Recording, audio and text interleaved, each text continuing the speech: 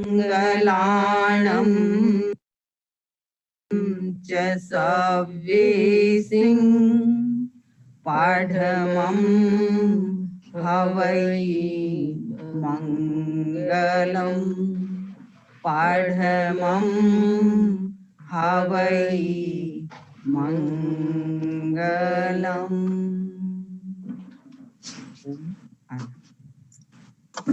Kiranwandami Samniji, and thank you very much. It's always good to see you and have your blessings. Right, I will now very briefly share about JITO. JITO UK is called Jain International Trade Organization. It commenced some 12 years ago in India and is well established in India. Internationally, it has 13 chapters which are evolving at different speed and magnitude. Many new chapters are being launched now. Recently, it's been launched in Bahrain. Tanzania and Paris are planned, and I think they're happening tomorrow. So this provides a great platform for connections for those who intend to do business or for any other reason to connect with Jains all over the world, and not only in UK, but also all over the world. There are many examples where, certainly during COVID-19, there has been context made with each chapter to help out people locally. Regarding JITO UK chapter, this was established some 4 years ago, and we have 3 main objectives: education, economic empowerment, and seva. To be honest, the UK has a very strong community culture with many, many good communities which provide very strongly in the field of education and seva opportunities. JITO UK's primary focus is economic empowerment and has had 12 events in the past, particularly related to current and different topics. Since COVID-19, we have done on average 1 webinar every month on a very relevant or very different topic. So we're in the process of also organizing online networking event for members that should come through within the next month or 2. And later on, we'll provide details of the next event.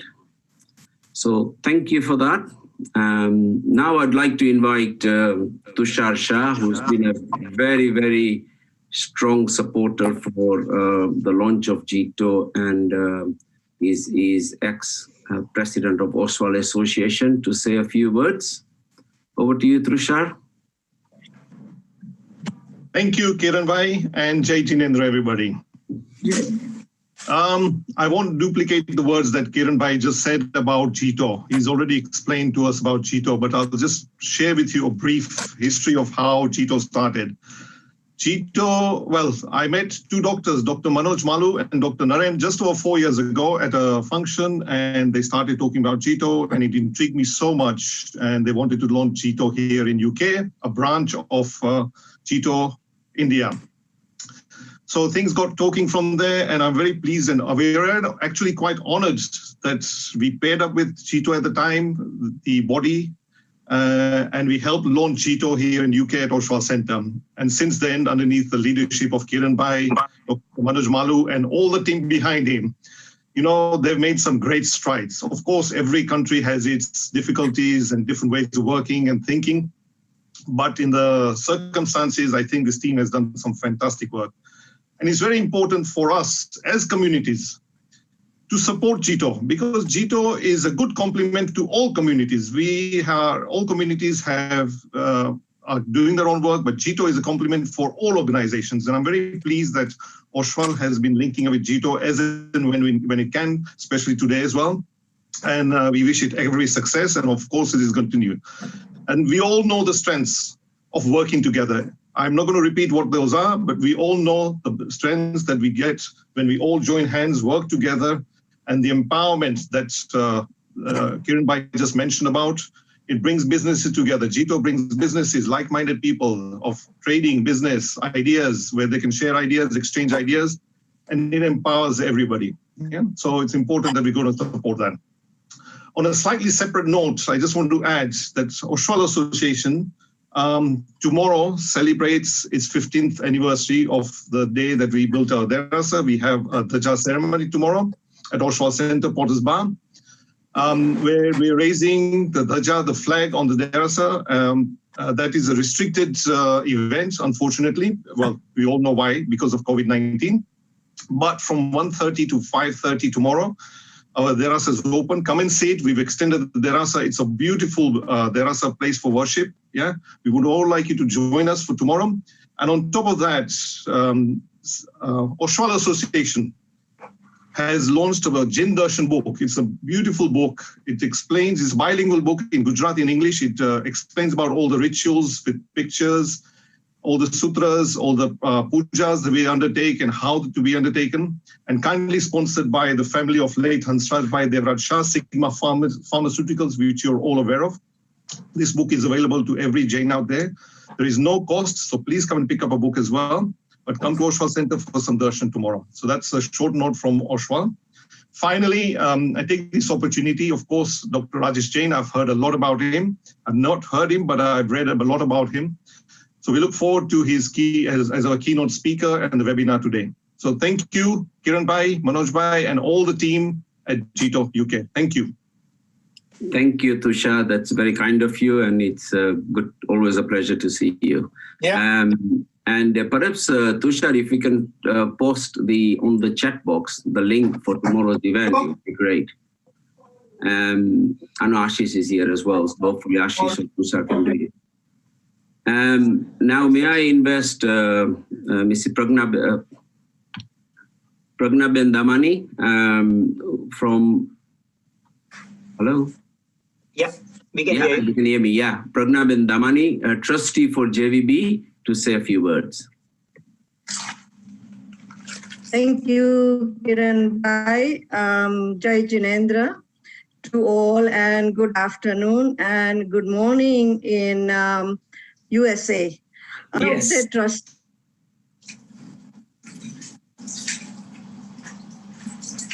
Yeah. Okay, sorry. So I'll start again. Jai Jinendra, good afternoon, and good morning from USA. I'm one of the trustees for JVB London. JVB London has been established since 2001, and recently, 2017, we have bought our own place in Harrow. So we have got our own building, and we have got two Samnijis, Dr. Pratibha Pragyaji and Dr. Swan Pragyaji, who are present, established in London. And they are for all the community and not just for the JVB. Dr. Pratibha Pragyaji has done their PhD in Praksha meditation, and they are here to help 24/7 to everybody in the community. So it's my great pleasure to welcome the profound speaker, Dr. Deepak Shah from the USA. Dr. Deepak Shah is a world... Deepak Jain. Deepak Jain from USA. He's a world prominent management guru in Europe, and I would ask Rajesh Bhai Jain to say more in details about Deepak Bhai Jain. Thank you, Deepak. Rajesh Bhai, over to you. Thank you. Thank you, Pragnamin. A very happy good afternoon to everybody in UK. Good morning to Dr. Jain, and good evening to my friends in India and perhaps many other parts of the world. I always get the toughest job. I think it would be extremely challenging for me to put few words for Dr. Jain. I think his name suggests his credentials, and his credentials justify his name. That should be his introduction. Never. Now, in terms of the formal introduction, yes, Dr. Deepak Jain is the President and Professor of Marketing at China Europe International Business School. And I'm pretty sure if he speaks a bit loudly, people across the border will hear his voice. Before that, he was the director of Sassoon Graduate Institute of Business Administration in Thailand. And prior to that, he was Dean of INSEAD in France, with campuses in Paris, Singapore, and Abu Dhabi. Prior to that, he has worked as Dean for Kellogg School of Management, and he has been given various awards, including Outstanding Teaching Award in 1994, the Sandy and Morton Goldman Professors Award for Entrepreneurial Studies. He has been a very, very famous award-winning scholar and a writer. He has published more than 70 articles in leading academic journals. He has been also the recipient of Pravasi Bharati Award given by the Prime Minister of India. He comes from a very humble background. There is a very small place called Tejpur in Assam. Probably it becomes very difficult for me to explain where Assam is and then to identify where the Tejpur town is. But with that kind of humble background, he has reached to this height which speaks by itself. I'm sure he would be telling us more about his own journey. Apart from that, he's the director on board as an independent director with Reliance Industries in India, John Deere in USA. And prior to this, he has been on the board of United Airlines, Hartmax Corporations, People's Energy, and been consulting with the Fortune 100 companies worldwide, including Microsoft, Sony, American Express, Novartis, Nissan, and so on. I think the list can continue forever. With this small, brief background, may I request Dr. Jain to kindly enlighten us on the topic of spirituality and business performance. I know we have been talking always in all the business schools about profit and planet and people, but spirituality is something wherein we would like to hear your keywords, sir. Over to you, Dr. Jain. Thank you very much, Rajesh Bhai, for the introduction. First of all, let me offer my respect to Samni ji, and also thanks to Kiran Bhai and Tushar Bhai, and to all of you who are attending this talk. Before I start my formal thing, can you put the title of the presentation, Rajesh Bhai? Yeah. Suraj, can you share the screen? Yeah. The first one, title.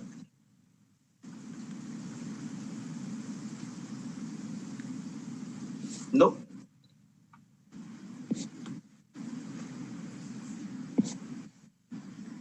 Shall I do it from my end, Girish?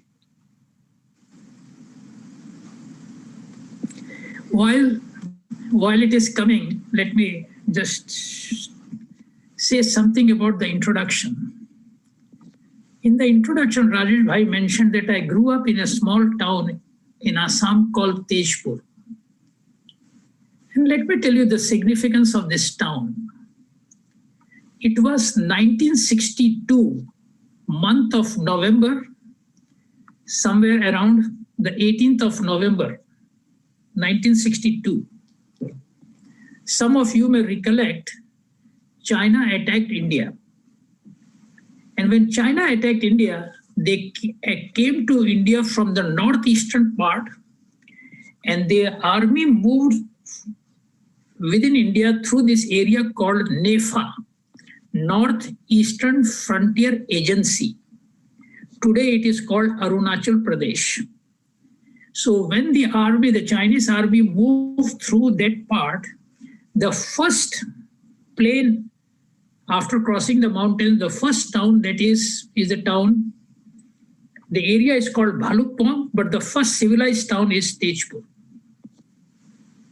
I was in kindergarten, 5 years old. I remember the morning very well. The teacher came to the class and said, the Chinese army is less than 50 kilometers from the school. The government of India has asked us to vacate the town by 7 p.m. This is around 11 a.m. in the morning. And we are trying to contact your parents to take you back home. And we all have to leave the town by 7 p.m. We as students at that time, anything when you hear there is no school, it gives you a thrill. You never knew what the purpose was. I remember my father came, we walked back home. On the way, we crossed the State Bank of India and the deputy collector's office. They were burning papers and currencies. And it was a chaos in the town. We reached home and then in trucks, we left in the evening. In those days, there was no bridge on River Brahmaputra. So that night we had to wait on one side of the river. In the morning, we crossed the river with steamer. And then it took us almost 8 days to reach a town near Delhi called Rohtak, where my grandparents live. My grandfather was a school teacher. He taught for 49 years, 12 years as a teacher, and 25 years he was the headmaster of Jain High School in Rohtak.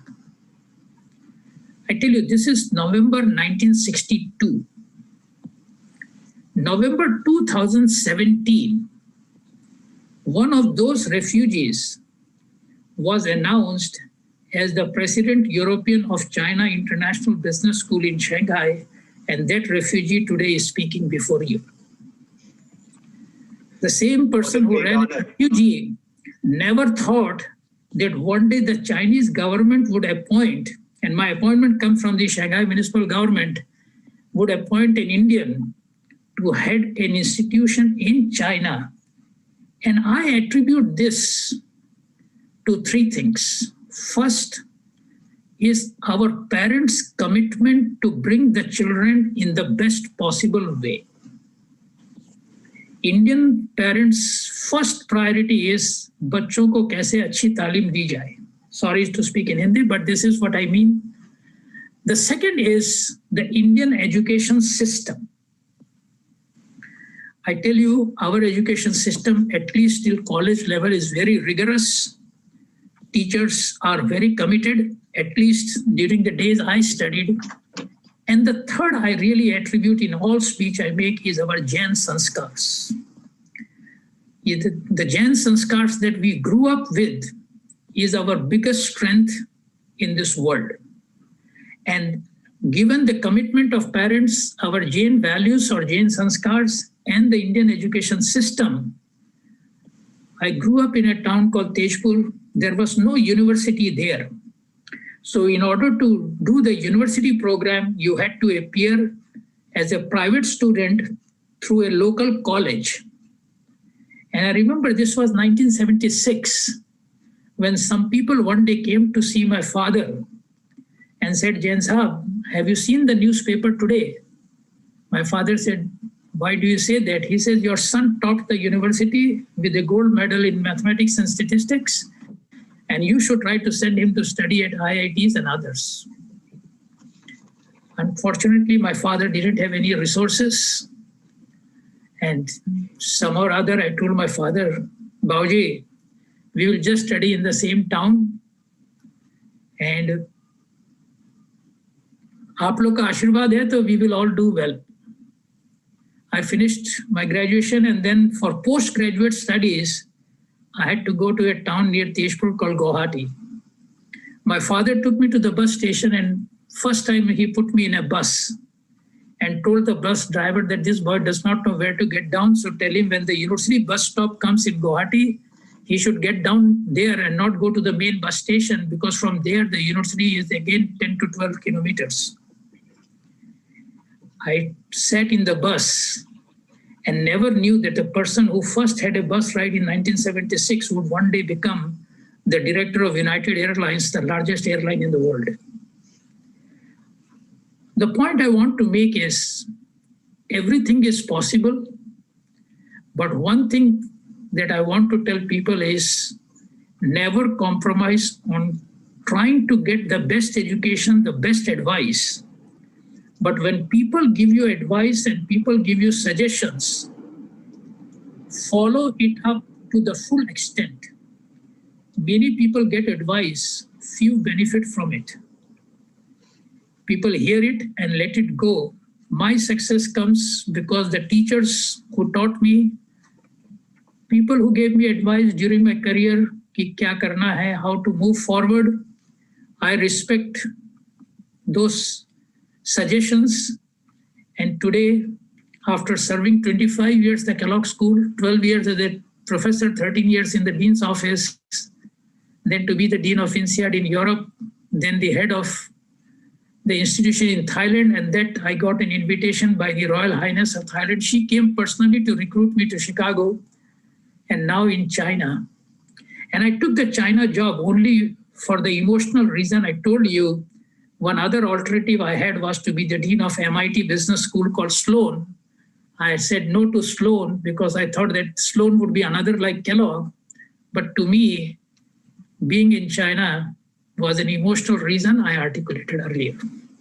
With that, what I want to emphasize today is how spirituality, and I would emphasize what I mean by the word spirituality, and success in business, and by business I don't mean just the regular business or success in any profession, they are two sides of the same coin. It's not that if you are spiritual, you cannot be successful, and whatever it is, let me show you the framework that I have followed in my personal life. Can we go to the next one? So this is a very defining moment for me. This is April 26th, 2010. If one person in this audience is Jain. He's in Florida. And in Florida, in year around that time, we established a Jain professorship with the blessings of Samaniji Charitra Pragya ji, first time in the US, where we established a professorship in Jain studies. And we thought this would be a good way for us to bring Jain values, Jain principles to a broader audience.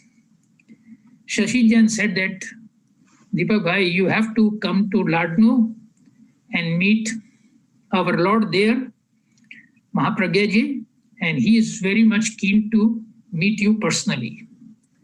We set up the date to meet him, but somehow or other, April 2010, some of you may recall, there was a volcanic eruption over this area where you see the Iceland.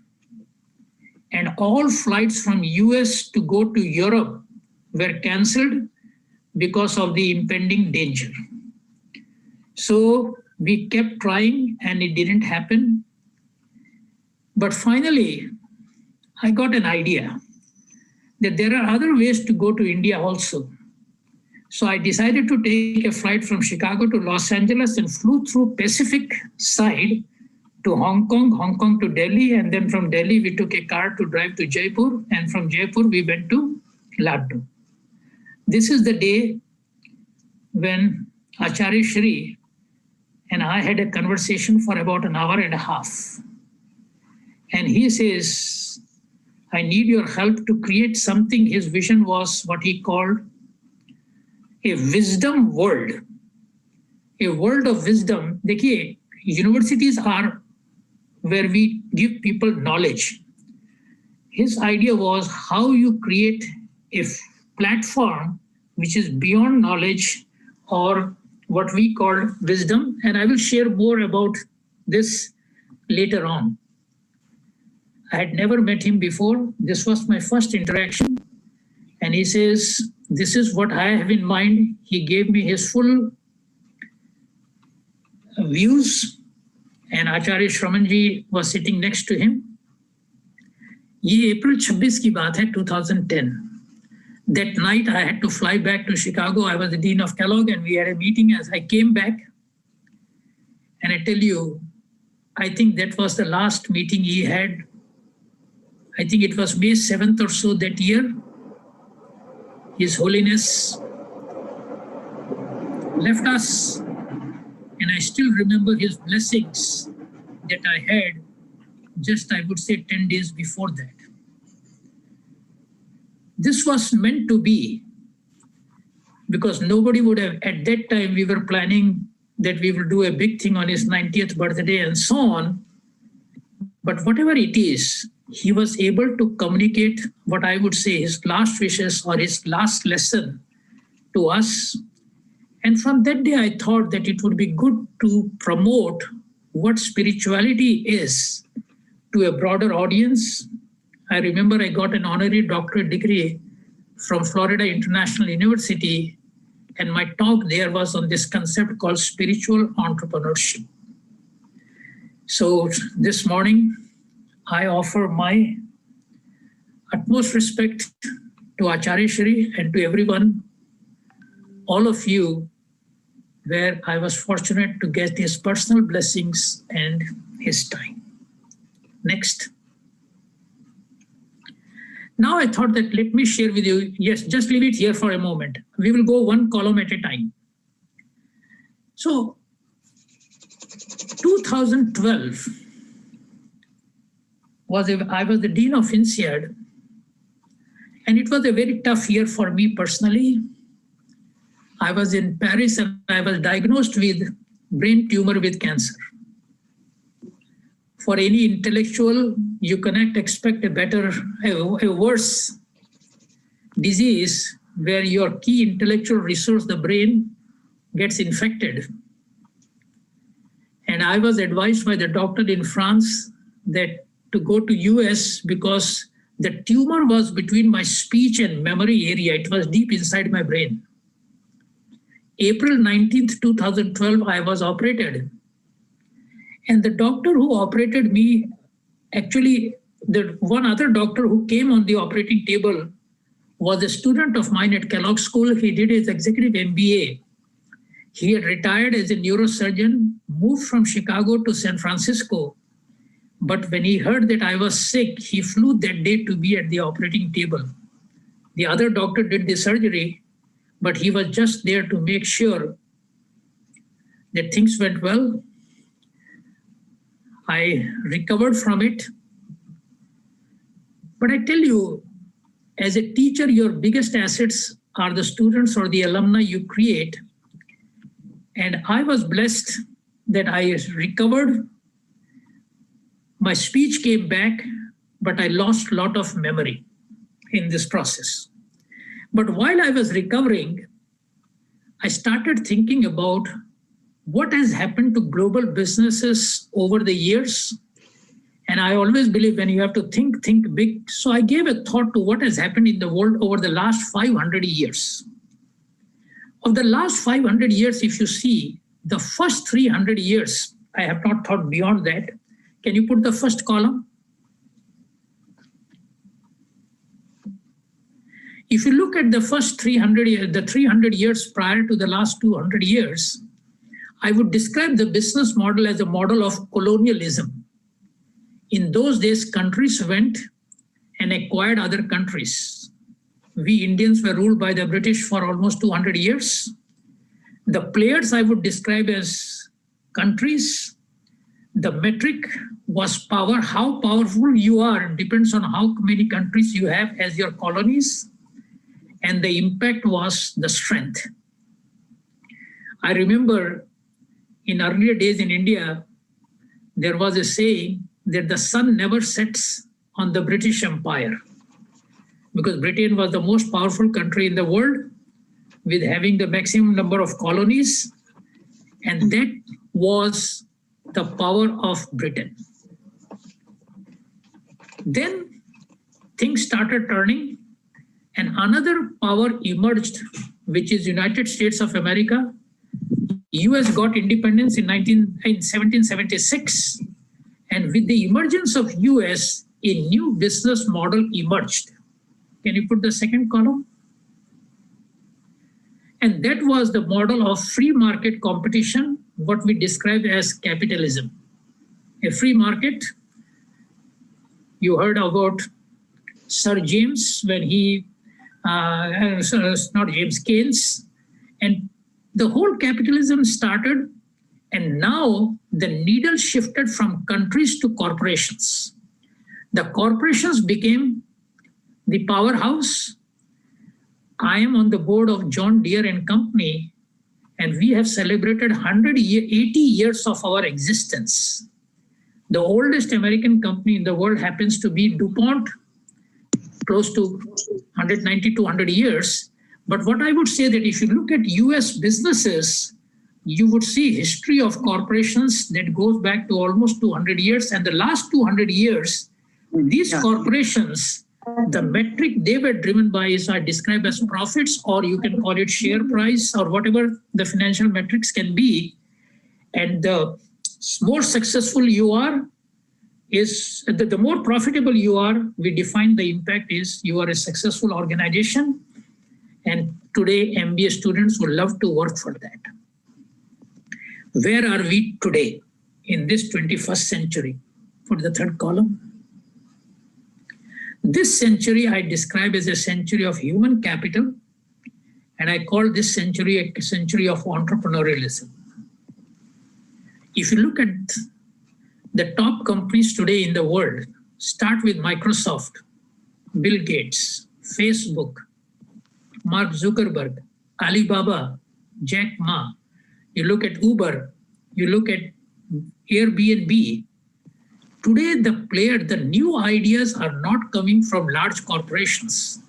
It's coming from citizens, individuals who are thinking creatively and then building a large corporations. In my lifetime, I remember in 1981-82, when Microsoft was almost nothing, I had a student in my class who went to work for Microsoft. And those were new names. And in my lifetime, I have seen companies like Microsoft, Zuckerberg, Apple, and others. They are the icons of the world. And whether it is Bill Gates or anyone, they basically have created a world-class institution. The metrics for these people have not just been profits. It's beyond profits, and I use a term called purpose. If you look at Bill Gates today, where is he spending his time? Trying to improve the quality of human beings. He and his wife, Melinda Gates, through the foundation, are trying to do work in different parts of the world with one objective: how can we have people in different parts live a quality life that we all have been blessed with? They are doing things in India, in Africa, in many parts, and that's what I describe as purpose. You heard Mark Zuckerberg said that he would donate 90 or 95% of his all wealth for such purpose. And to me, if you ask my view, the best days of this world is ahead of us. I'm a person with very positive thinking. I think the new generation, when I look at my children, they are not driven by money or the other materialistic desires because they grew up with abundance. When we were growing up, there was hardly anything to look forward to. Every day was a blessing. And one day over, we thought what we would do the next day. And that's why I described that the metric today is purpose and the impact is significance. By significance, I mean making a difference in the lives of people. So when I was the dean of the Kellogg School, every school has to come up with a theme, or in marketing, we call it what your brand stands for. And the branding for the Kellogg School I described was, by joining the Kellogg School, you start your journey from success to significance. So from success to significance was the brand of Kellogg. I used to tell the first day when I used to welcome the MBA class of 600 students, your first job in life is to become successful. Don't be an idealist that I have to solve the hunger problem in Africa or the poverty in different parts of India. First, build a successful platform. Show people that you are able to achieve the business success. Then while you are successful and you have achieved the ladder of success, start giving back or start your journey of significance, make a difference in the life of people. And for that, don't wait till you retire. The reason is the day you retire, from who's who, you become who's he. People respect the kursi or the chair. Do things when you have the power.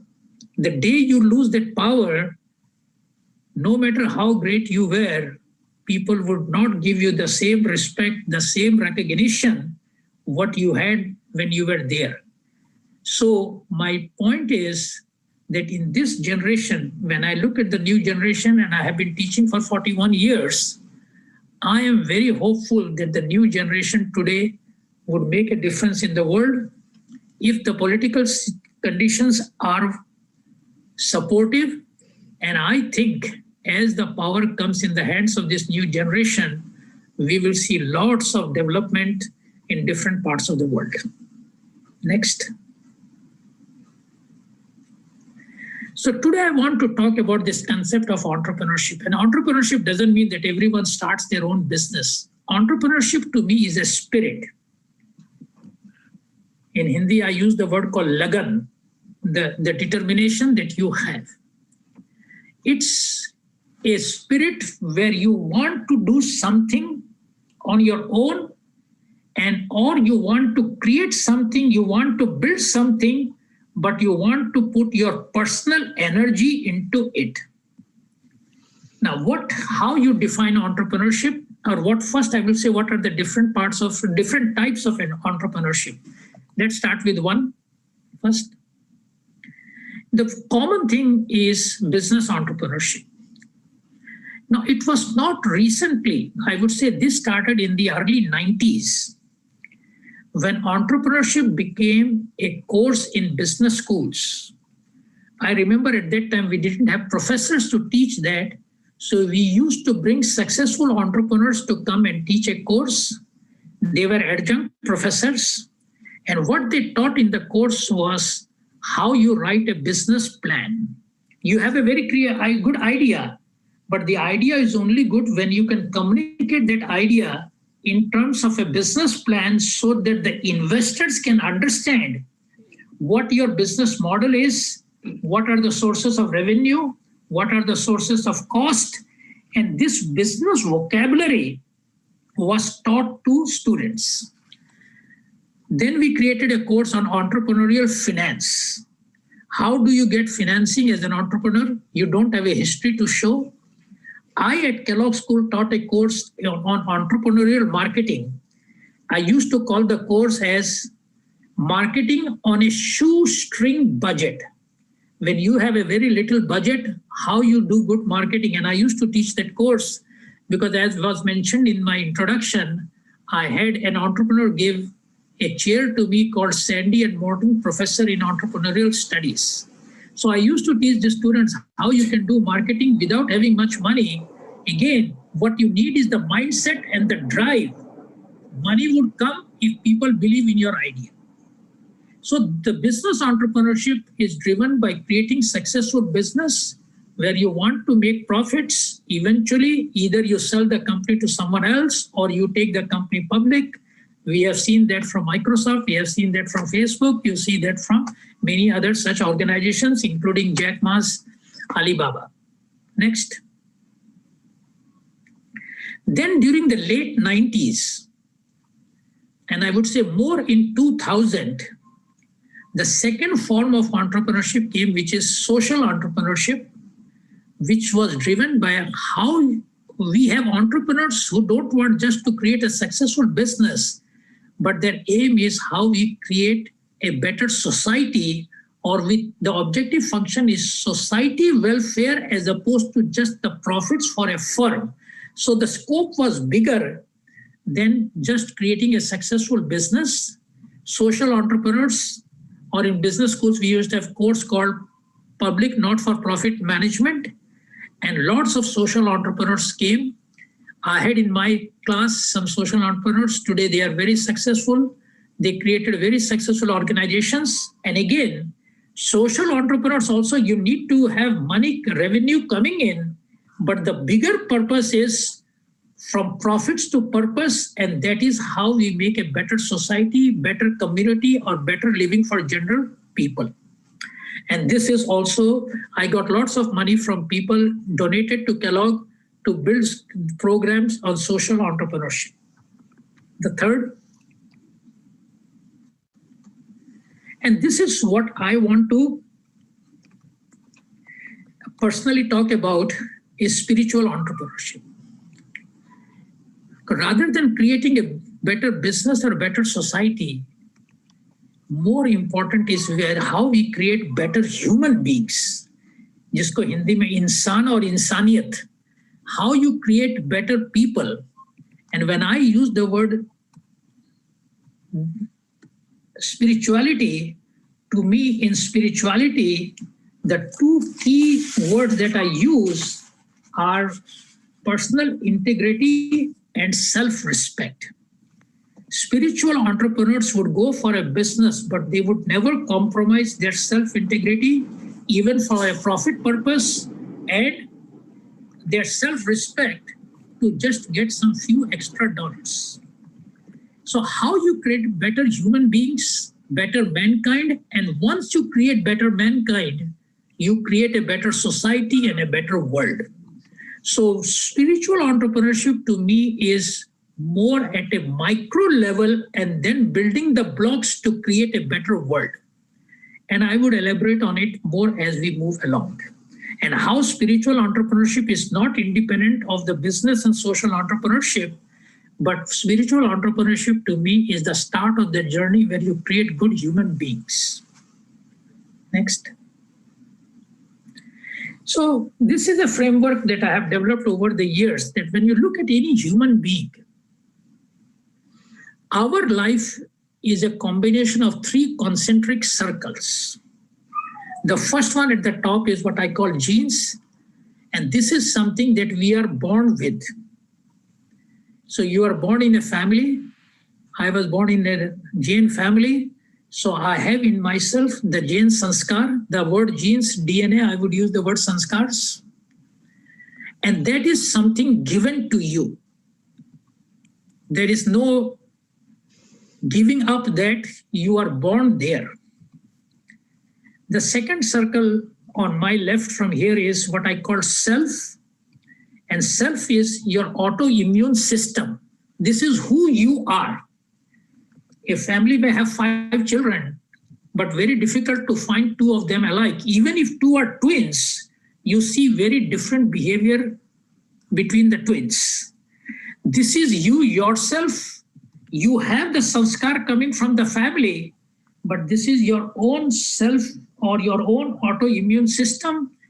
Sometimes if you come from a family that has a history of diabetes, you need to know that you have a possibility of getting diabetes in the future because that is there in the DNA. So you need to be very cautious in terms of your behavior. And the third circle is, so self, in Hindi, I would call it swam, who you are. And the third is the external environment where you work.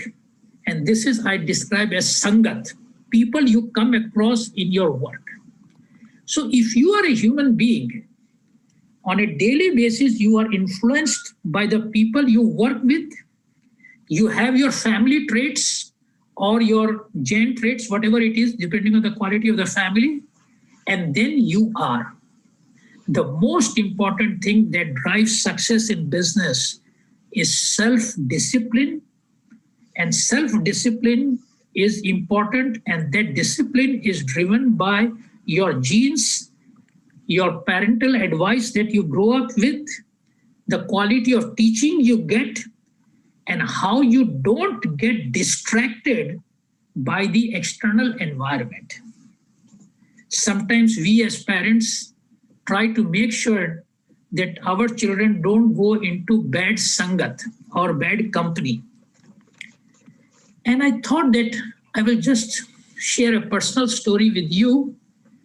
I have said this story many times, but I want to share with you once again because I want to listen to it. And excuse me, I will use a sentence in Hindi for a second. My father, at a very early age, he was born with only one eye. And at an early age, he lost his other eye also. So for a large part of his life, he was totally blind. And for some reason, I lost my mother in 1996. She was 62 years old. And my father passed away in 2008. So for a blind person to live without the wife, who is the biggest support for people in India at least, it was a very tough life. So I came in the Dean's office in 1996. So after my mother passed away, I made a point that I want to go and see my father. And from 1998 to 2008, I went to see him every month for one day. On a Friday evening, I will come home, take the flight, a non-stop flight from Chicago to Delhi. From there, drive to Rohtak, see him on Sunday, Saturday night, reach there late, spend the day with him on Sunday, Sunday night, take the same flight back. Monday morning, 7:30, I was back in the office. All the years at Kellogg School, never, one day the flight was late and never missed a single class. Anyway, my father used to say one sentence. वो कहते थे कि बेटा, इंसान जीतता है अपनी औलाद से और हारता भी है अपनी औलाद के आगे. The translation is, it's the children that makes the parents successful, and it is if the children don't do well, that's when the parents feel a sense of defeat or a lack of accomplishment. So always when I used to see him, he used to tell me, just do your best and never compromise on your values. कहते थे बेटा मेरे पास और तुझको देने के कुछ नहीं है, but preserve what you have and do respect people you work with and you work for. It was 2008. My father was very sick. That month I made a trip every week. And this was my last visit. He was in ICU. And the phone rang. So I went out of the ICU. I picked up the phone. I spoke to the person. I came back to the ICU. My father asked me a question. He said, "Beta, kiska phone tha? Who called?" मैंने कहा, "बाबूजी, मुकेश भैया called to inquire about your health. और कह रहे थे कि if you need any help in Delhi, please let me know." My father just could not believe a person of Mukesh Ambani inquiring about a person's health. He put his hands on मेरे सिर पे रख के बोले, "बेटा, तूने आज मुझे जिता दिया." That was his words. "बेटा, तूने मुझे जिता दिया." That day I saw him. I flew back to Chicago that night. I reached Chicago and I got a call from my younger brother that my father passed away. उनके लिए वो निर्वाण का दिन था. He attained moksha that day when he saw that his son got a calling from Mukesh Ambani acquiring my health. उनके लिए life में और इससे बड़ी achievement नहीं थी. My point to all of you is that we are so blessed, whether it is JITO, Jain, and I say this without any hesitation, our biggest asset is the Jain word, the Jain sanskars, the upbringing we have. And I wish JITO every success that how we make sure that we don't compromise on Jain values when we do business, because that's what makes us strong. Next, please.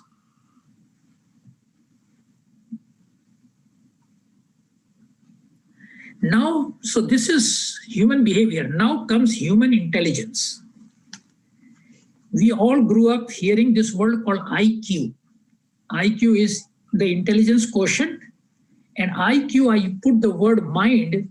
This is where we look at how sharp is someone's mind. People still talk about Einstein. And he was a great intellect without any compromise.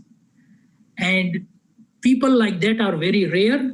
We try to do well, and this is what you get through your college education or higher education. You build on your IQ. Then the next word came, and lots of research came when people build this concept called EQ, which is emotional intelligence. And emotional intelligence to me is part of not just the mind, but the body. By body, emotional intelligence is how you are as a person. Aapki emotions, and emotions I describe in my language, emotions is the sharpness of the razor. The same razor can cut things and also cut your finger. Emotions can be very powerful, and emotions can also be negative in the sense that if you are driven by negative emotions, it can hurt you. So emotional intelligence is more driven by the way you behave, your body expressions, and so on. But I am more driven by the third part, what I call SQ, which is spiritual intelligence, or you can call the spiritual quotient. And to me, spirituality is your personal integrity, where you stand as a person. And this is something which I think is what we need to make sure when we teach schools. I teach cases. You can make a great business decision, but you should not compromise on your business values. So I just thought I will just share a small story with you here, which is well known in the history, but I just want to tell you why I'm sharing this with you. All of us have heard the name George Bernard Shaw. So I just read the verbatim. George Bernard Shaw, the famous playwright and social thinker, reportedly once claimed that while on an ocean voyage, he met a celebrated actress on the deck and asked her whether she would be willing to sleep with him for $1 million. She was agreeable. He followed with a counter proposal. What about $10? What do you think I am? She responded indignantly. He replied, we have already established that. Now we are just haggling over the price. People within a business world, they claim that life is about trade-offs. Every man or woman in this world is willing to make a trade-off for a certain price. Let me tell you my view. For people who are driven by spiritual intelligence, they would never compromise on their integrity and their basic values. I, as the Dean of Kellogg, when we were rated #1 business school, Business Week had a very big article on me. There was a big celebration and thousands of people and everyone had a glass of champagne. My president of the University of Northwestern came to me and said, Deepak, have a sip. I said, President Beenan, this is not I would compromise. To me, the pleasure is coming from seeing all of you enjoying. I would have my glass of water and that would give me more pleasure than even tasting a sip of that. My point about spiritual intelligence is something that is there where we should never compromise, no matter how good your business deal is. In the long run, that is what touches your soul. And if you look at mind, body, and soul, in तीनों का combination in between, the word that I use is values, but to me the right word is the sanskars. Next, please. So now it comes to how we apply these business values in our life. So as I said that I like to apply it to the institutions, I am there. So first one. So as I described, when I came to Kellogg, I described the brand of Kellogg as from success to significance. Life is about making a difference. Now, lots of students told me, Professor, the world is so big. How can I make a difference? I have a saying, to the world, you may be a person, but to a person, you can be the world. Life is not about making a difference in the whole world. As an entrepreneur, as a spiritual entrepreneur, find one person that you can change.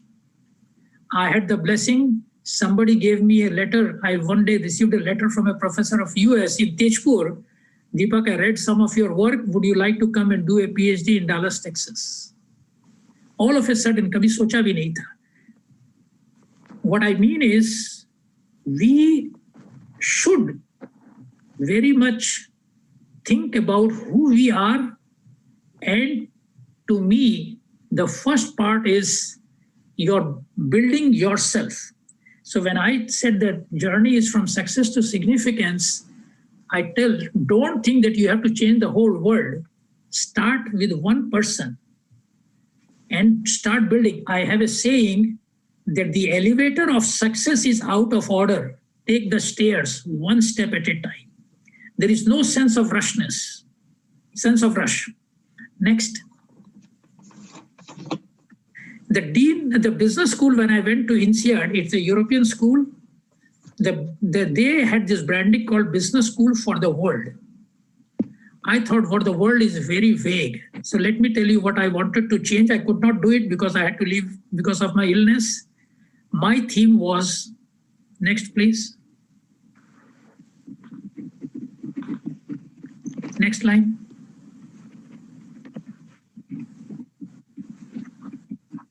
Something got stuck. Next line.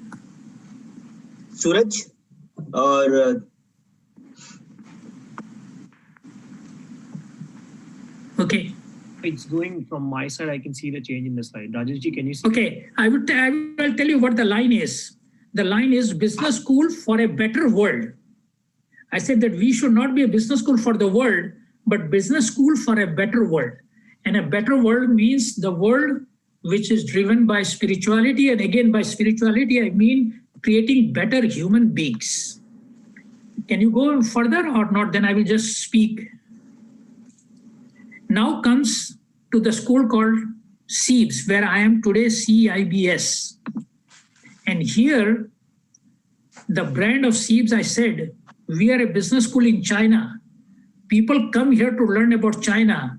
So the branding I created, which everyone liked, is China Essence, Global Significance. Our core essence is China, but we want to make a difference in the world. What I mean to tell you is, at the heart, essence is, जब आप नींबू निचोड़ते हैं, तो जो नींबू का रस है, that is the key essence. That is something you cannot compromise on. That is your brand. That is who you are. And then comes a question about what you can do with it. The last transparency. So what is global leadership? To me, humanizing business by recognizing that people are the only source of differentiation and value creation. Take when people say you need to be very competent, my success in life has come from two words: mutual respect and trust. Competencies can be outsourced. Trust cannot be outsourced. So many leaders in this world, when they appoint someone as their deputy, the deputy they appoint is someone that they have 1000% trust. Earning trust of people only comes not only just with your IQ. You need to be a better person, EQ, but I tell you, people can also use, in Western world, they don't know what spirituality or that much is, but they can say whether this guy's intentions are correct. Life is about your core intentions. What are the intentions that are driving you towards excellence? And when I was picked by Dean Jacobs to be his deputy dean, and I tell you, this is very rarely, I was never a head of the department. And I tell you, you all see me, I am as Indian as anyone can be. अभी भी जब लोगों से बात करता हूँ तो पहले हिंदी भाषा आती है, बाद में अंग्रेजी आती है. I never had the pleasure to study in an English medium school in India. My father could not afford the tuition. So we went to a Hindi Rashtra Bhasha Vidyalaya. In 6th grade, they started teaching English. In 7th grade, we had a course called English translation, Hindi to English translation. In the exam, there was a question called Ek Raja Tha, translate in English. My translation was Ek is a king was. I didn't know how to, where the word "there was a king" would come. I got a slap from my teacher. बोला बेवकूफ तुझे नहीं मालूम कि ये राजा था कि there was a king. I said, Professor, teacher, ये there कहाँ से आया? Ek is a, Raja is king. This is what I did. The point I want to make is your training. There. When Dean Jacobs picked me to be his deputy dean in 1996, I was 36, 37 years old. He believed in me and he thought, Deepak, one day I want you to become the dean of this school. You have to work hard to earn the respect and trust of the people. My point to all of you in this audience today is that when we think of spirituality and business, never compromise on what you stand for. Your people working for you would recognize that. They see the sincerity in you and they would believe in you.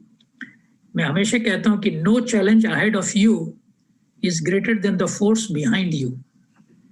हमारे पीछे जो force है, those are our Jain sanskar, Jain values, the people you work with, people who are your deputies, they all will be with you. Our role is to make sure that we become the role model. There are very few people in life who got to be the head of the top school in US, the top school in Europe, and then Shanghai, the school in the world, in the Financial Times ranking of the top 5 schools, we are number 5. But the 2 schools ahead of us are Kellogg and INSEAD. And I had the pleasure of being deans of these 2 schools. My only point to all my students that I teach, in the last lecture, I use one sentence and I tell them, what I would not like to hear about you in future is the following statement. As a professional, nobody could touch you. As a person, nobody would touch you. अच्छे इंसान बनो. Learn the respect of people and कभी भी बड़ा छोटा मत सोचो. मेरी माँ पढ़ी लिखी नहीं थी. She used to say, बेटा, जब आम पकता है तो झुक जाता है. That means a ripe mango bends down. Unripe mangoes stand erect. Insecure people would always act tough. People who are secured in accomplishment, they will make themselves more accessible to the common people. So in Jain Dharma, my last statement today is 2 things I would never compromise in. One is the art of forgiveness, and the second is the practice of humility. Once a teacher asked a question in a class, can someone define what is forgiveness? There was a pin drop silence. Then a boy stood up and he said, teacher, forgiveness is the fragrance a flower gives after being crushed. कोई आदमी आप पे कितना ही गुस्सा हो जो you need to bless the person rather than getting angry. Angry to me is a quality of the weak people. Brave people don't get angry. And same thing is, no matter how high you go in life, make yourself accessible. I want to thank all of you for asking me to be with you today. And I want to say Deepak Jain is always behind you. I wish all people get the platform I got. And if a boy who grew up in Tejpur, when somebody translated, ek Raja tha to ek king was, and then you become the head in an English-speaking country, this is all the recognition and the reward I received from the blessings of people all over the world. The kind of tumor I had, I survived. Today I am having all the side effects. All the medications I took have affected my bone joints, so both my hips and knees are not working. I have replaced my right hip, I have replaced my left knee. Over time, I have become a person from a metal stage. So long as the brain is there, I hope I can do more for the Jain community and for people all over the world. Thank you all. And I look forward to many more such interactions. And my message to all the youngsters is, there is no substitute to hard work. There is nothing for luck in life. Luck is what you are born with, and what you make with your living is what your efforts are. Put your best efforts, earn the respect and trust of people. Sky is the limit for you. Thank you. Jai Jinendra. Sorry, I took more time. I don't know what the timing was. Sorry. The timing was absolutely perfect. आपको We wish you khub sata, especially explaining your healthy journey. Really grateful for what you've said. And whilst people, I'm sure there's many questions. This is a rare opportunity. Just before we move on to the questions, one thing you mentioned is because setting up an organization in UK without anything at all is a challenge. But at the same time, you just mentioned the force behind it is greater than the challenge. And ahead of you, yes, then the challenge ahead of us. So I'd like to talk about a couple people who supported us so much.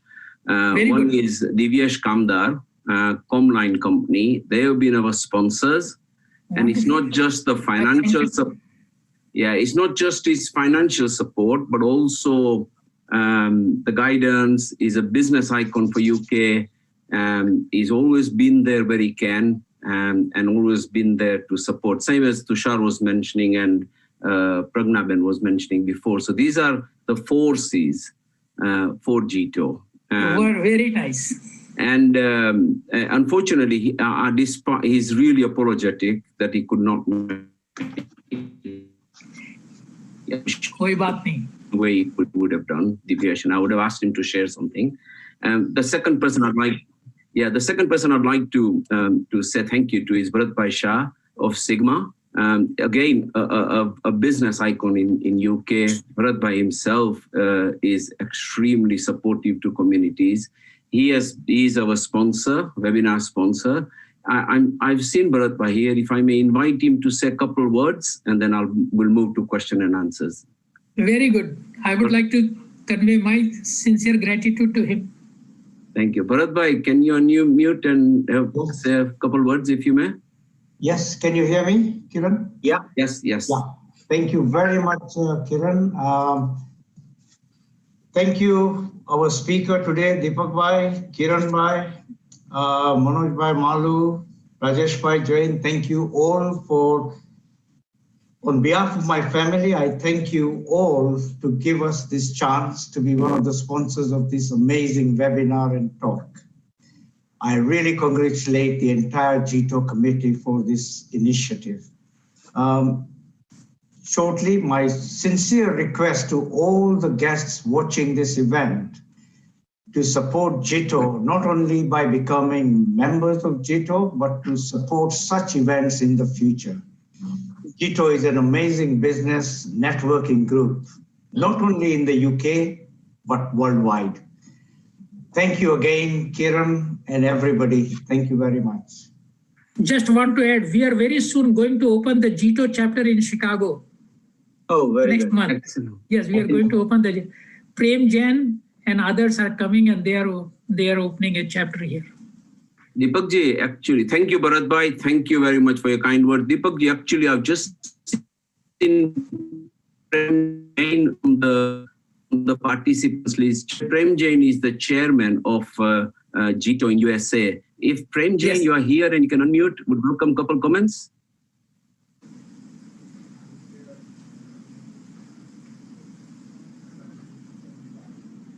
Prem ji, are you here? I don't think so. I saw his name. Okay. Yeah, this Prem Jain is not the same one from Chicago. I am from UK. Okay. Nice. Nice. Thank you very much. This Prem Jain is from San Francisco. He used to work for Cisco. Yes, and now he started on his own organization. A great supporter and a man with a very, very big heart. Yes. बहुत नेक इंसान है. Excellent.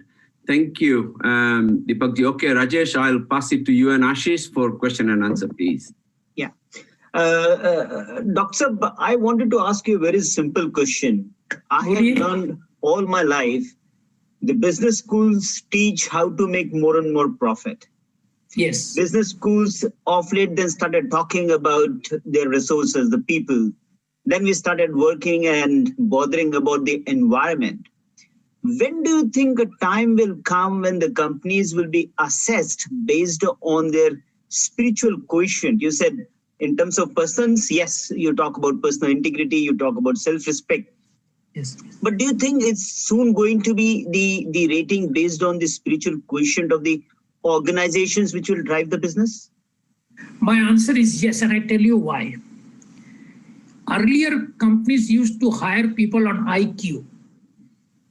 And once the emotional intelligence came very much, how did emotional intelligence got embedded in business schools?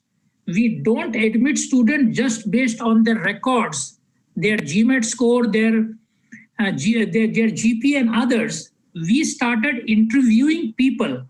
And in the interview process, you get a sense of how is he or she as a person. So you get an assessment of the person's emotional intelligence through interacting with people.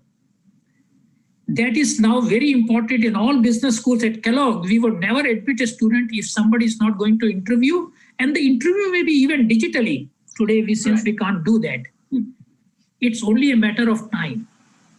Right now, this field is so new, we need to create the right metrics. How do you measure it? How do you assess it? And this is something that I have taken as one of the jobs that I want to do. Can we come up with some simple way to measure what is the person's integrity? And that comes, I tell you how it would come. You create some small exercises where you give to students to do and see where does this student is willing to compromise and on what dimension the student is not willing to compromise. And that comes from not just from the mind or the heart, it comes from the soul. And that is, I think, is the next step where people would start looking at. And I'm very, very positive that with the young generation, you call them Generation Y or Generation Z, whatever it is, these are people, when I look at my children, I tell them the same thing. Any occasion I get to speak, I tell people, you have a person in front of you. It is not your looks. It's not how well you speak. I don't have a good accent. But you have to me, spiritual quotient is earning the trust of the people. Absolutely right. That is to me the key essence. देखिए कितना ही digital world आ जाए, machines काम करेंगी, robots काम करेंगी, but there is no replacement. The responsibilities of human beings would move from managing machines to managing people. But I don't think ever human beings are going to be replaced. And I just give you one small example. A lot of people request me for something, ki, Deepak, I want to work for Reliance. So there was a person, मैं मुकेश भैया के पास गया, मैंने भैया ये एक लड़का है. So he asked me one question. He says, Deepak, is he trustworthy? एक ही word. He didn't even look at the resume. I said, भैया अगर वो trustworthy नहीं होगा तो मैं आपके पास उसका नाम क्यों लाऊंगा? बोले ठीक है, उसको अपॉइंटमेंट लेटर दे दो. तुमने कह दिया? मैंने बोला भाई एक आपसे रिक्वेस्ट है, उसकी लाइफ में it would be a very big feather in his cap. He says, I got 5 minutes with Mr. Mukesh Ambani. आप एक बार just उससे मिल के देख लो, and then I will do the rest of the work. What I mean to say you is, ये जो word hai, I always say that competencies can be outsourced, trust cannot be outsourced. Absolutely. And this is to me driven by spirituality, spirit. ये spirit है, ये बनावटी चीज नहीं है. You can make it for some time. But मेरे father एक बात कहते थे, बेटा हर इंसान अनाज खाता है. Never underestimate someone's intelligence. He may not be able to speak, he may not know English, but he has perception. And this is what Mahapragya ji, when I met him, his word to me about wisdom world is how you create such people. From knowledge to wisdom is the journey of the wisdom world. Colleges, universities are all full of knowledge. उसके ऊपर काम करना है. बिल्कुल सही है sir. Thank you so much. Ashish ji, आशीष भाई Patani. Hello, Deepak, thank you so much for your inspirational talk. It was really insightful. We've got a few questions here, and yes, please. Someone's asking, is there a new shift emerging which is inherent to human nature, the desire for more independence and self-determination? And will that actually lead to greater disparity between areas where there is resource and areas without resource? What would be very good question. Very good question. So let me answer it in stages. The first is independence is becoming more important, and by independence I also mean freedom to act. But freedom is not mean completely chaotic freedom.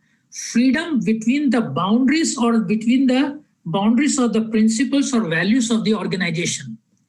The young generation today have three things: entrepreneurial spirit, innovative mindset and digital thinking. अब वो कागज pencil पे लिखने का उनको शौक नहीं है. In fact, one very bad thing that is happening today is my children, etc., unki handwriting is so bad because they don't know how to write. Everything is all on the computer and others. एक अच्छा sentence नहीं लिख सकते हैं और वो broken English में लिखेंगे और लिखाई भी खराब है.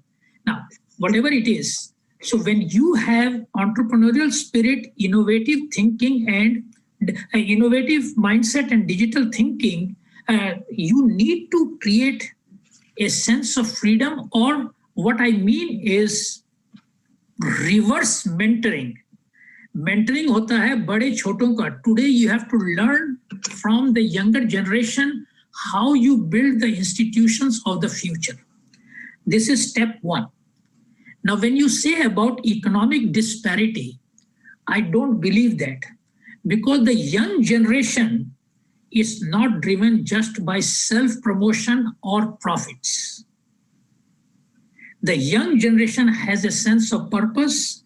I see that. I have been teaching. When I meet the young people, you ask my wife, मैं हमेशा क्लास पढ़ा के आता हूँ, कहता हूँ मुझे आज बड़ी खुशहाली है कि जिस बच्चों के दिमाग में ये था कि Professor Jain, I do quite a lot of work for different parts of the world.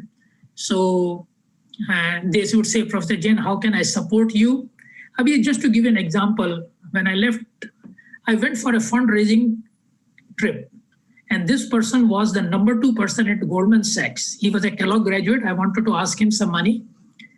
So he asked me, where are you from? So I said that I am from India, from Assam. He says, Assam, do you know Bangladesh? I said, yes, Bangladesh is our neighbor. He said, they don't sit next to me, go and sit next to my wife. I said, why? Because his wife was involved in setting up a university in Bangladesh called AUW, Asian University for Women. And she said that, Deepak, would you help us establish this university? Because our belief is that if you let the Muslim women empowered with education, they won't send their children to these religious schools.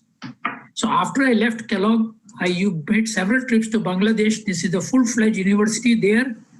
My point is, when we do things like this, we are driving towards more reducing the gap of disparity as opposed to increasing.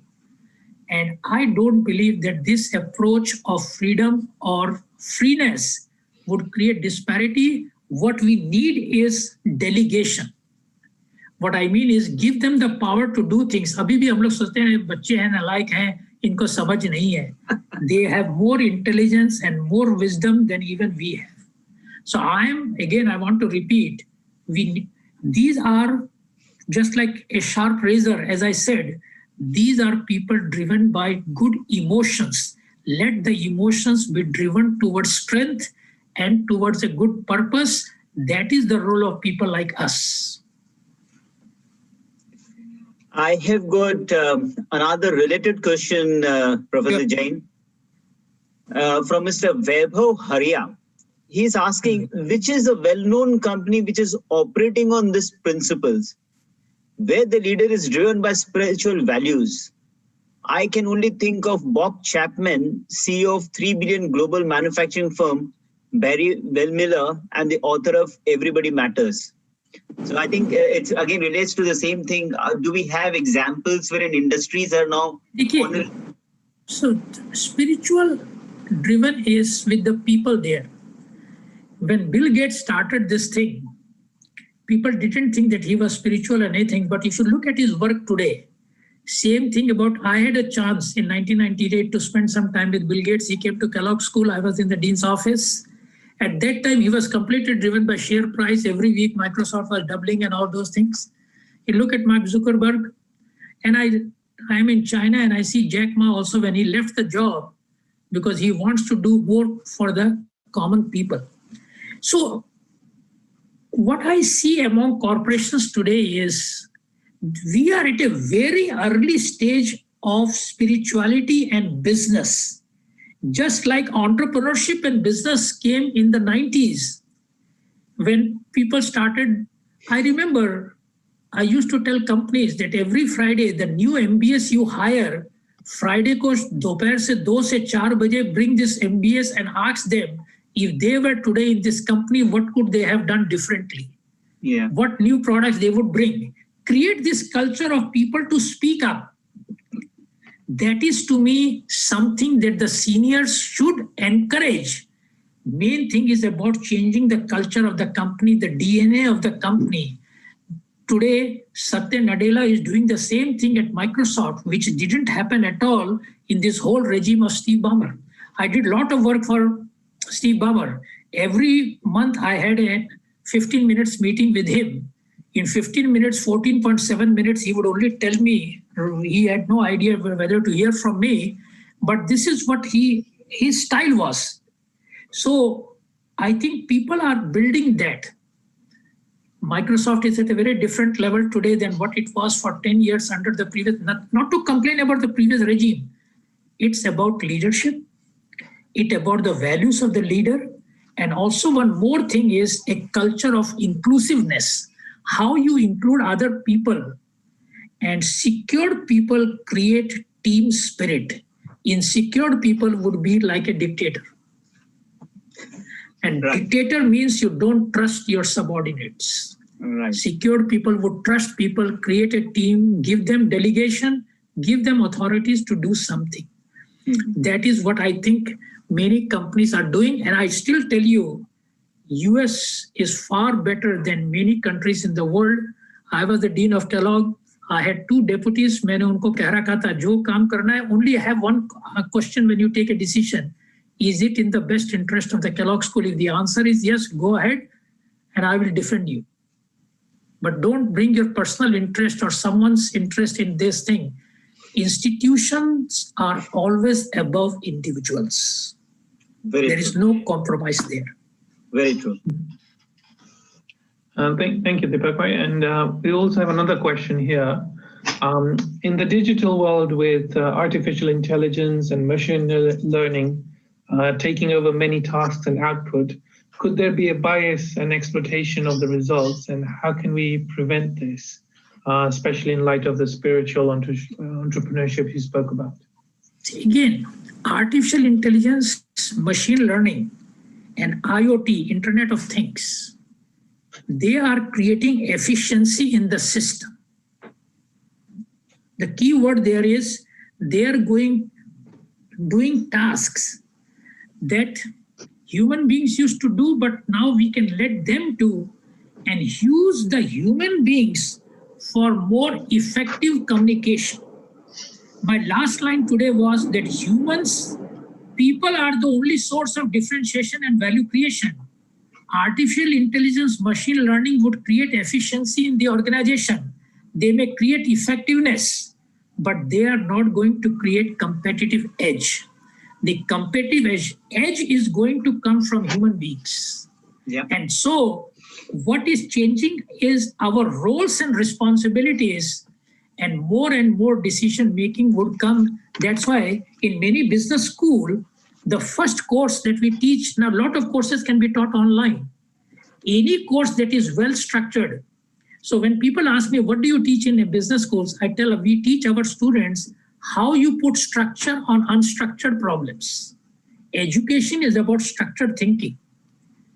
Now, courses that are all well-structured, statistics, microeconomics, financial accounting, managerial accounting, yes, are rules process-based, they can be taught online.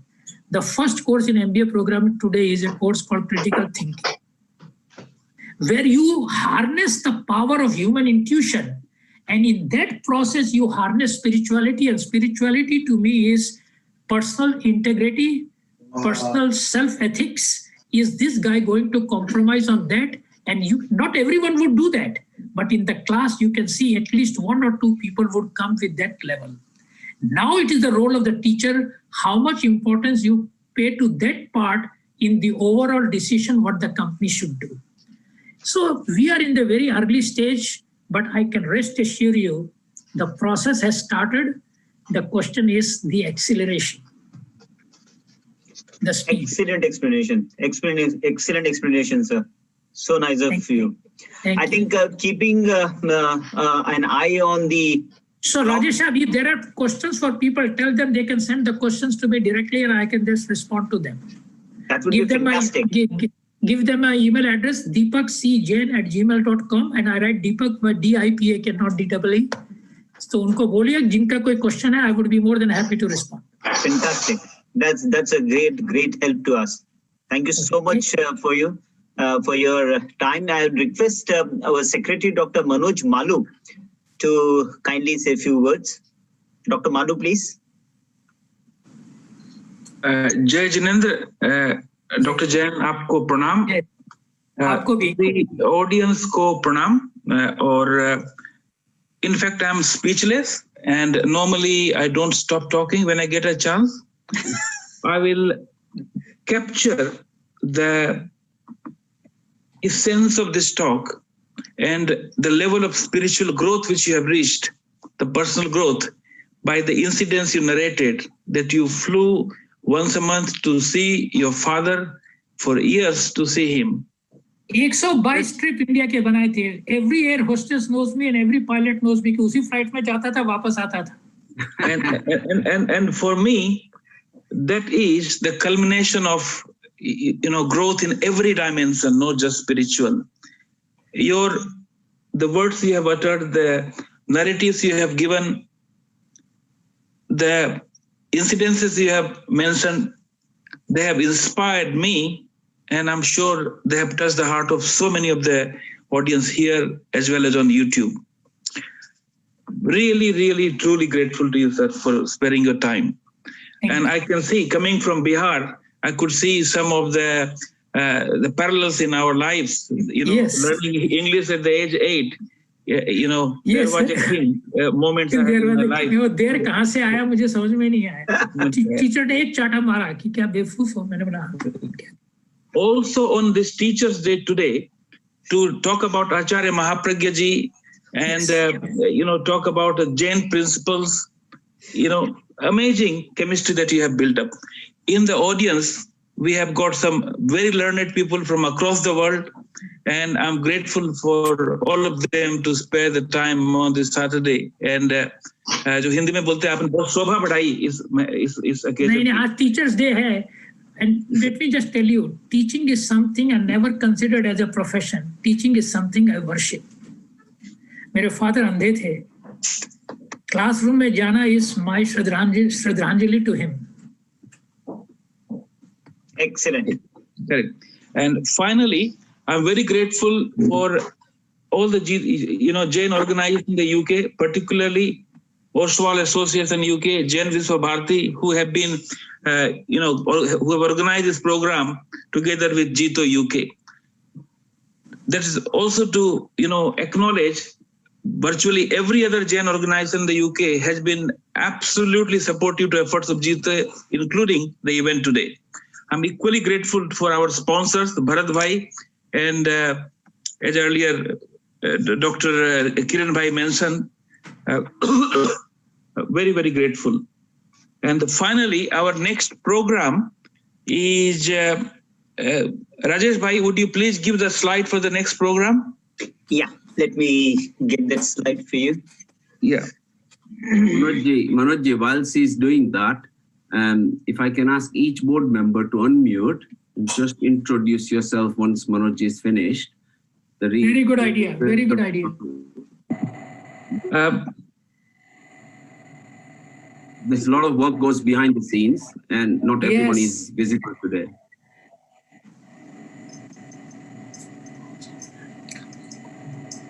All that I'll say is that our next event is on Saturday, 10th of October, with Vimal Shah, chairman of BITCO Africa. And he is again great, speaker and worth listening to. But of course, we will distribute the information about this in near future. Thank you.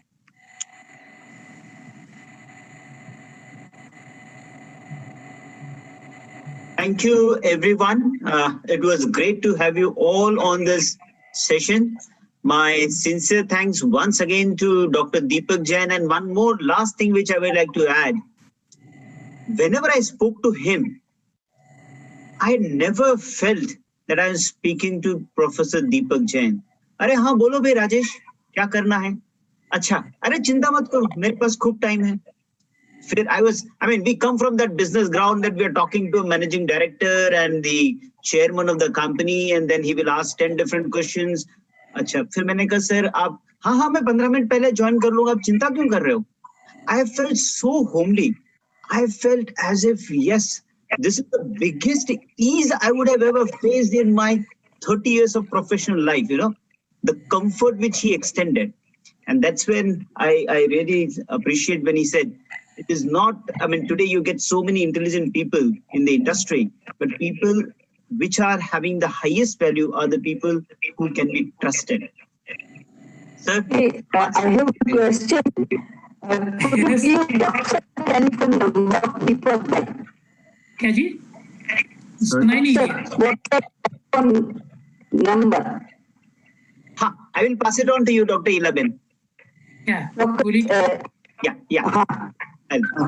Thank you very much. Jain साहब आप कुछ बोल रहे थे?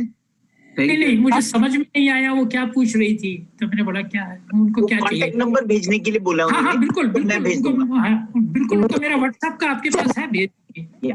I have so many things waiting for to be marketed, and therefore I would like help of him. Sure. I have got granted patents in UK and America, but there is no support from anywhere. I'll definitely pass on the contact details to you. My patent can be useful for COVID people also. So I need support, like a big company, like a Reliance or anyone. He can introduce me to good company. Because other people like here, were just putting here the messages. So it was disturbance. We can't communicate better way. So please give me telephone number and I will talk to him. And I'm also waiting. I'm also Jain, and I would like to be helpful to community. Thank you very much. Thank you. Can I just ask, Rajesh ji, can I just ask each board members to just quickly introduce yourselves? This is great platform. Yeah, Nemish? Jai Jinendra, Deepak ji, wonderful talk, very inspiring. You remind me of somebody who has achieved so much, and you are very confident in talking about the achievement. And as Rajesh ji explained, that even in your talking about the achievement, you give comfort to other people and you lift them up. And that is just the most amazing quality. And I'm very happy that you agreed to give this little talk for JITO. I'm the co-chair. I'm based in London.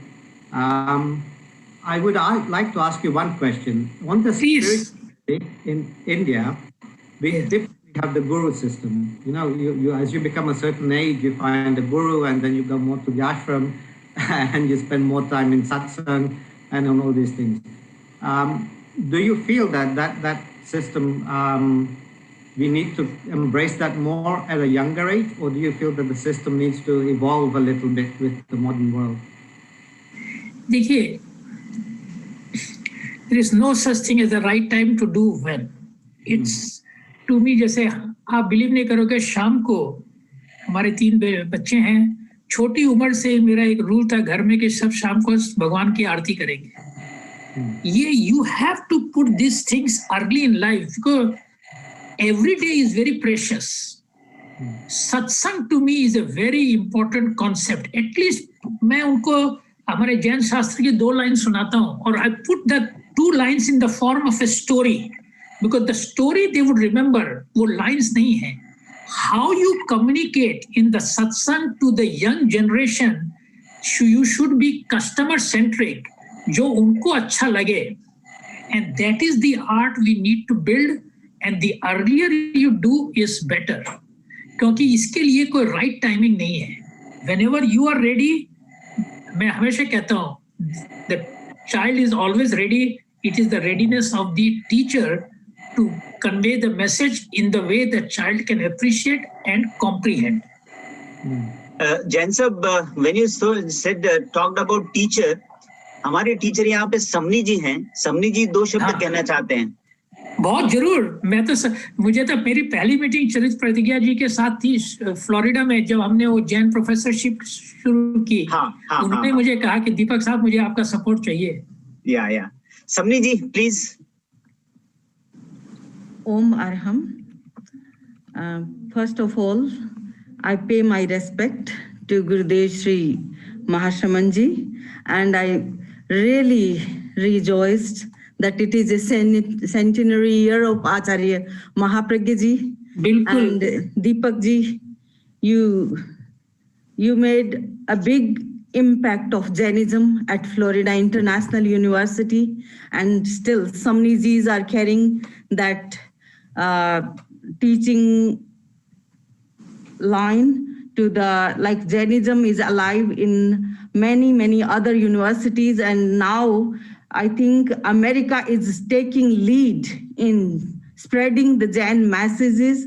So yes, it is really a great visionary people not teaching on the business school, but taking Jainism in front line. So today, in that context, I would like to say my heartfelt thanks to Deepak ji, and Professor Deepak ji has also a good relationship with Jain Vishwa Bharati, and he rejoiced the picture, which is, I think, for us worth millions and millions.